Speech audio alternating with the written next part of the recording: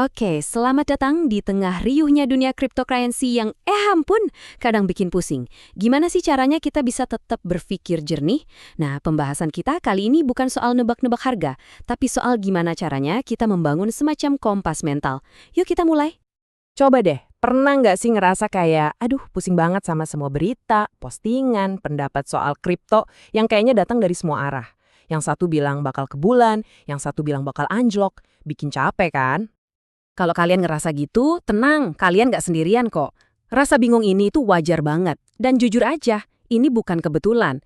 Ini tuh hasil dari cara informasi soal kripto memang dirancang dan disebarkan. Nah, biar kita satu frekuensi nih, ini bukan saran investasi ya. Anggap aja obrolan kita ini sebagai cara untuk ngasih kalian sebuah kompas. Alat bantu buat navigasi di dunia kripto dengan kepala dingin dan pikiran yang jernih. Jadi, kenapa sih informasi kripto itu bisa sekacau itu? Yuk kita coba bedah akar masalahnya. Karena kalau kita mau nemuin kejernihan, kita harus paham dulu apa yang bikin airnya keruh. Di satu sisi, kita pasti sering banget dengar narasi yang penuh euforia kan? Kita lihat berita-berita utama yang ngegambarin kripto sebagai revolusi, sebagai tiket emas menuju masa depan finansial yang cemerlang. Tapi di saat yang bersamaan, kita juga dibombardir sama pandangan yang sebaliknya. Narasi yang isinya ketakutan, yang bilang kripto itu cuma gelembung, alat buat kejahatan, atau bahkan ya penipuan besar-besaran. Dua kutub ekstrim inilah yang jadi sumber kebingungan kita.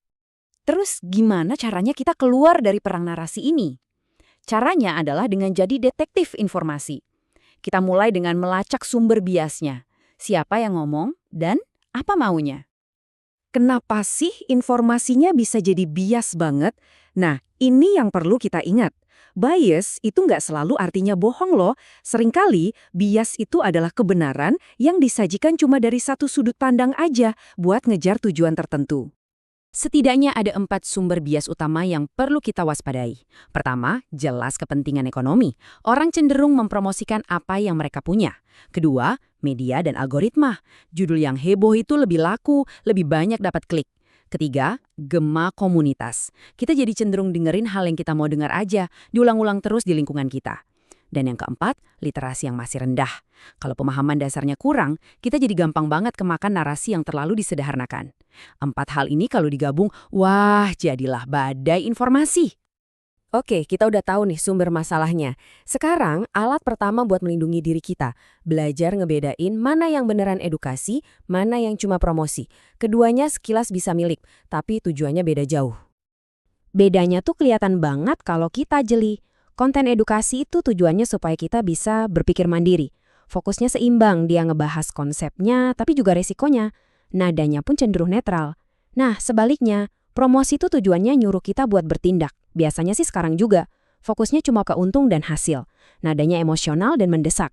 Kalimat-kalimat kayak, jangan sampai ketinggalan, itu udah jadi ciri khasnya. Jadi mengenali niat di balik sebuah info itu adalah filter pertama kita. Bisa ngebedain edukasi sama promosi itu langkah awal yang bagus. Langkah selanjutnya adalah ngebangun sebuah kebiasaan berpikir yang lebih dalam, yaitu sikap kritis. Ini bukan soal jadi sinis ya, tapi soal jadi lebih sadar. Kita bisa melatihnya dengan 4 langkah sederhana ini. Pertama, tanyakan, siapa ya yang diuntungkan kalau saya percaya sama info ini? Apa sih tujuan sebenarnya? Kedua, kenali emosi kita sendiri. Apakah info ini bikin saya jadi serakah? Atau takut? Atau terlalu senang? Emosi yang kuat itu bisa bikin penilaian kita jadi kabur. Ketiga, akui apa yang kita belum tahu. Nggak apa-apa kok buat bilang, bagian ini saya belum paham. Dan yang keempat, bedakan dengan tegas. Mana yang data dan fakta, mana yang cuma opini atau prediksi. Ini perbedaan yang penting banget. Orang sinis itu biasanya menutup pintu. Dia menolak sesuatu tanpa mau bertanya lebih jauh. Sebaliknya, sikap kritis itu justru membuka pintu. Sikap kritis itu lahir dari rasa ingin tahu. Keinginan yang tulus buat benar-benar paham, bukan cuma sekedar percaya. Oke, jadi setelah kita belajar nyaring informasi dan berpikir lebih kritis, sebetulnya tujuan akhirnya apa sih? Buat apa sih kita repot-repot ngelakuin semua ini? Jawabannya mungkin bukan seperti yang kalian duga. Tujuan utamanya tuh bukan melulu soal untung atau rugi. Tujuannya adalah sesuatu yang jauh lebih berharga, yaitu kebebasan berpikir. Kemampuan buat ngebentuk pandangan kita sendiri, berdasarkan pemahaman yang jernih, bukan karena ikut-ikutan hype atau panik karena Fear, uncertainty, and doubt. Inilah aset kita yang paling berharga. Kutipan ini menurut saya merangkum semuanya dengan sangat indah. Tujuan memahami kripto bukan untuk menjadi bagian darinya, tapi agar tidak tersesat di dalamnya. Pemahaman itu adalah peta dan kompas kita. Nah, jadi dengan kompas ini di tangan kita, pertanyaan yang paling penting itu bukan lagi harus beli atau jual. Pertanyaan yang paling penting adalah, oke, pertanyaan cerdas apa lagi ya yang harus saya tanyakan selanjutnya? Karena perjalanan menuju kejernihan itu dimulai bukan dengan jawaban, tapi dengan pertanyaan yang lebih baik. Jadi, teruslah bertanya dan tetaplah rasional.